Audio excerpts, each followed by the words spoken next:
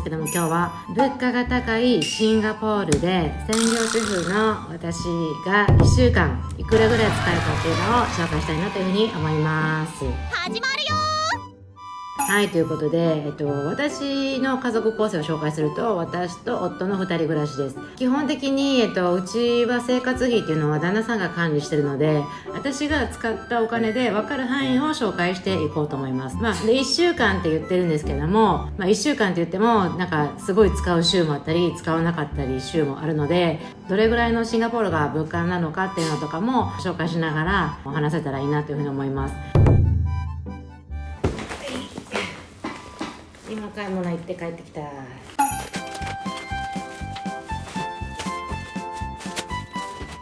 い、ということで買い物から帰ってきました。私は基本的にはレッドマートっていうオンラインショップで買い物することが多いので、なんかスーパーに行くのは週に2回か3回、多くて3回かな。スーパーで買い物するときはレッドマートで買えなかったものとか、あとなんかそのレッドマートでちょっと高いなと思ってスーパーの方が絶対安いと思ったらスーパーで買うようにしたりとかするような感じで買い物に行きます。明日デリバリーが来るんだけど、今日ちょっと使いたいものがなかったからちょっと買いました。だからレッドマートよりスーパーで買うのはブルーベリーかな。多分3つで$6.50だから650円くらいかな。で、あと魚を週に2回は食べたいからサーモン買ったけど、サーモン高い。これで 100g370 円ってどう？わかんない。これぐらいの大きさでほとんど$12なので、これで1200円で、あとなんかこうなんかズッキーニとかなんかチリとかトマトなんか旦那さんに頼んだりとか夏で、今日のお会計なんですけども、今日は $58.94 だから5900円ぐらいかな。で、だいたいスーパーで使うお金が私は$50前後かな。スーパーではだいたいこんな感じです。はい、今日なんですけども、今日は、出かけてました。1個は旦那さんの用事でお酒のなんか試飲みたいなのがあって、それにちょっとついて行ってました。で、そこから撮影したいのローカルフードのお店があったので、そこでタクシーで移動しました。で、あんまり私タクシーはもうなんかすっごい土砂降りで約束があってみたいな時じゃないとあんまりタクシーは乗らないですね。っていうのも、私別にあんまり時間に追われて生活してないので、なんかそんな乗る必要ないかなっていうのと、今日はなんかちょっと場所がちょっとよく分かんなかったからタクシーに乗ったんですけど、今日のタクシー代は、$11でした。で、そこから、ローカルフードの撮影をしてたので、そこで$4.8で、撮影するって言ったら大体一人が多かったりとかするから、なんかジュース買いに行ったりとかするのはちょっと一人で食べ物を頼んでっていうのがめんどくさいから水持っていくことが多いので、自分ドリンク代はなしっていう感じですね。で、大体私がローカルフードを食べに行くと$10のお会計にはならないですね。で、帰りは、バス乗って帰りました。バスはピッてやっちゃってるからいくらかちゃんと見てないけど、大体$1.4とかそんなんちゃう。シンガポールは電車もバスもめっちゃ安いんですよね。で、小さい国なので移動がそんなかかんないから、タクシー乗ったとしてもせいぜい高くて$30ぐらいで、うちはちょっと空港とか離れた場所に私は住んでるんだけど、4000円かかるかかかんないかぐらいな感じの値段なので、タクシーが結構安いっていうね。で、めったに乗らずに私はバスと電車を利用してます。はい。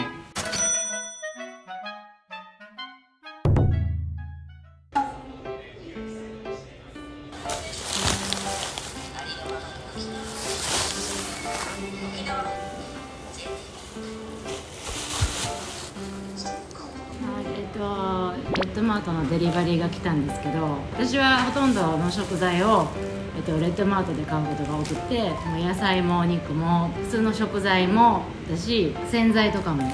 となんかお水とか炭酸水とかも全部レッドマートでほとんど買います。そういう細かい何買ってるかみたいなのはショート動画とかで上げてるので、またよかったら見てくださ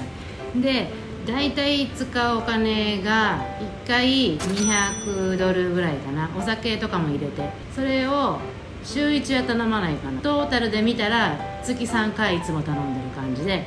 だから$200前後を月3回いつも頼んでます。はい、今日なんですけども、今日は私は友達とディナーに来てて、町中華みたいな感じのところに来ています。今日のお会計はなんと80 OK。 お酒を持ち込んだ、町中華で3人でお会計が81ドルで1人30ドルです。なんか計算おかしいけど安いよね。めちゃめちゃたらふく食べて。でも大体なんかその女子でお酒飲む友達といったら1人100はいく。100ぐらい、150。まあさこちゃんといったら150ぐらい。本当にお店によるかな。お店によるね。ここは安い。あとこういうローカル町中華は安いよね。あとお酒が高いからお酒をいかに安く抑えるかってなるよねそこが勝負。あと1軒で終わるかどうかね。そうね。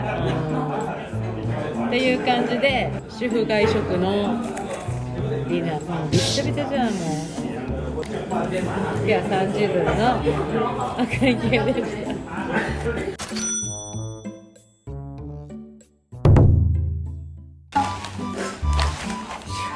はい、今日は、ちょっと収録に出てたので昼ランチしてました。ジョリビーっていうファーストフードで旦那さんと私と14ドルでした。それだけがなんですか。それと旦那さんがこれ美味しいよって言うからフィリピンのお菓子を買ったのが、これが 2.5 ドルで、その収録終わってからめっちゃ思ったのが、ちょっとボラれてんちゃうかなっていう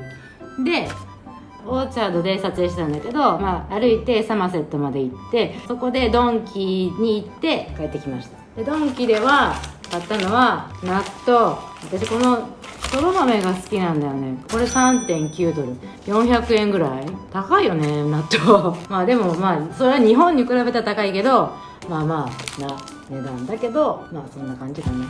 あとこれ簡単酢を2本。私なんかこれめっちゃ使うんだよね。なんかドレッシングみたいにしても使うし、なんかお料理にも使うし、もう味結構めっちゃいろいろ添加物とか入ってるけど、もうなんかもう使いやすくていつも買ってる。これで1本 5.9 だから600円ぐらい。あとね、これメカブを見つけたの4つで、これドンキの情熱価格のやつで、これで350円ぐらいで、2つで700円。高いね。でもでもめっちゃ大好きなんで、見つけたら買います絶対。であとそうめん2つで、これも情熱価格のやつ。今日なんか義母の糸があって、義母の糸が500円ぐらいで売ってて、普通のスーパーだったら10ドルぐらいなんだけど、じゃあ安いじゃんと思ってそれ買おうと思ったら、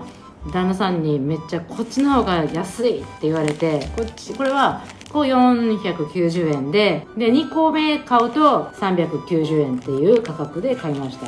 職人が手塩にかけた島原手延べそうめんって書いてる。美味しいのか分かんないけど、試しに買ってみました。結局ドンキで買ったのが 35.4 だから、これで3500円ぐらい。日本でだったらやっぱ絶対高いけど、シンガポールでだったらこれは普通の値段かな。日本のものばっかないか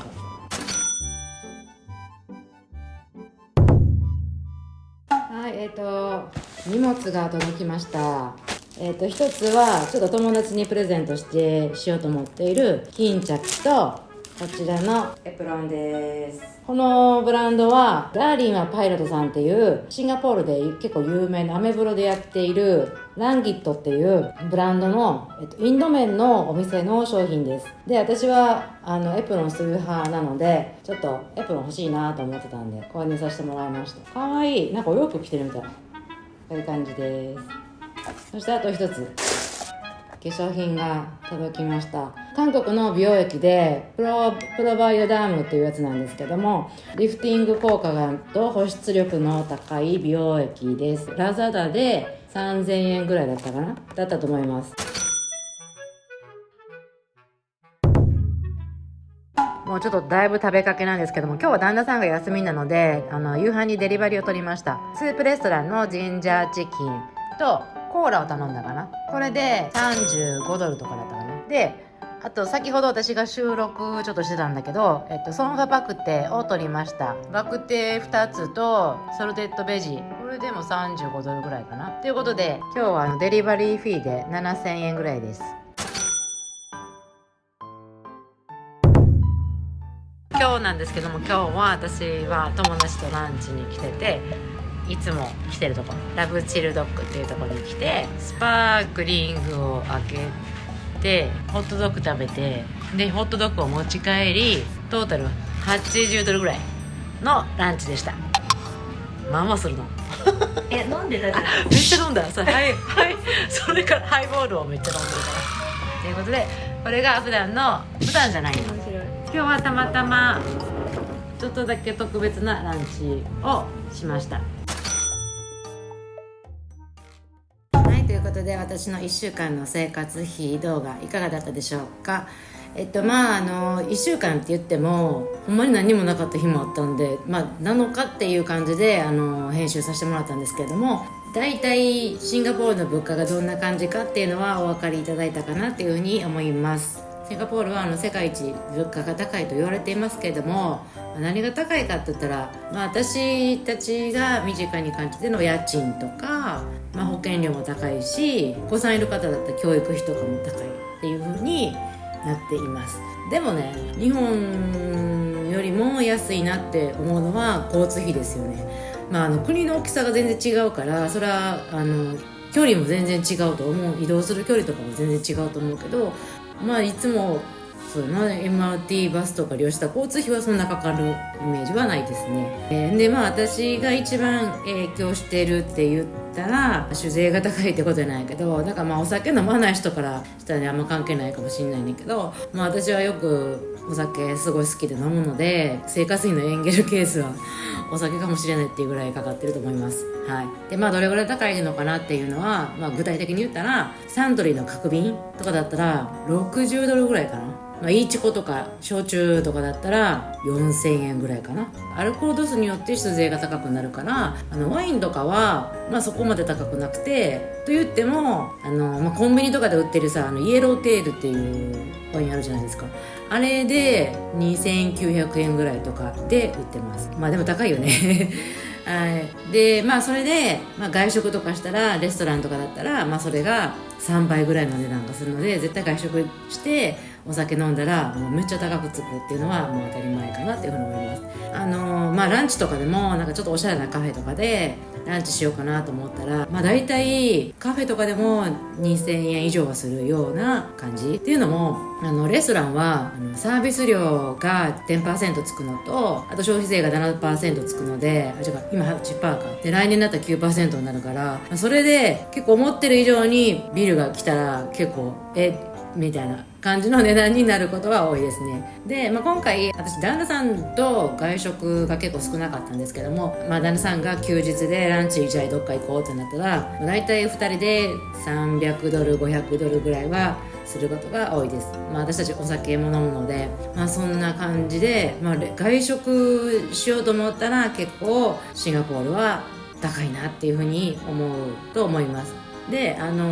美容に関してなんですけど、私はちょっと、今回もコスメ買ってたけど、そう、私ね趣味がなくて、コスメを買ったりとか試したりとかするのが唯一趣味ぐらいで、本当に趣味が全然なくて、習い事とかもしてないし、化粧品と買うのとお酒ぐらいしかその嗜好品っていうか雑貨とかも全然買わないし、結構物に溢れてるのがあんま好きじゃないから、あんまりその雑貨とかも買わないっていうね。なので私の嗜好品って言ったら化粧品とお酒っていうね。習い事してる方結構いらっしゃいますよね。でみんな1回100ドルぐらいのワークショップに参加したりとか、そういうのに参加されてる方は多いですね。はい。そうで、美容院とかなんですけど、美容院は日系の美容院とかだったら日本人のスタイリストさんに切ってもらったら1万円ぐらいするし、カラーとかしたら300ドルぐらいはいっちゃうし、でご飯が炊けましたこの間旦那さんがリトルインディアで、それはちょっとネタだったんだけど、リトルインディアで切ったのは8ドルであったし、で私がチャレンジしようと思ってたラッキープラザで髪を染めようと思ったんだけど、私この髪の毛が長いから80ドルって言われたけど、大体50ドルぐらいな感じで、ローカルで安くてもそれぐらいっていうね、そんな感じですね、美容院は。で、こうやって生活費っていう感じで話してますけども、旅行でなんか来た時に安く済ませようと思ったら、多分ホテルとかはすっごい今高いみたいですね。レストランとかでばっかり食べてたらやっぱすごい高くつくだろうし、すごいお酒飲む人には結構高い国だとは思うんですけども、普通に放火センターとか町中華レストランとかそういうところで食べたらそんなには高くないというふうに思います。なんていうのかな、すごい洗濯技はめちゃくちゃある国だなっていうふうに思います。だからなんていうの、お金を使って遊ぶっていうやり方もめっちゃあるし、全然お金を使わないで遊ぶっていうのもできるような国だなっていうふうに生活してて思います。はいということで今日の動画いかがだったでしょうか。次私ちょっと途中でも出したと思うんですけども、こうやってシンガポール在住の日本人が普段家でどんな風な晩ご飯を食べてるのかっていうのをちょっと今撮影してるので、またそれも編集したら投稿しようかなというふうに思っています。楽しみにしておいてください。ということでまたこのチャンネルがいいなと思ったらいいね、チャンネル登録お願いします。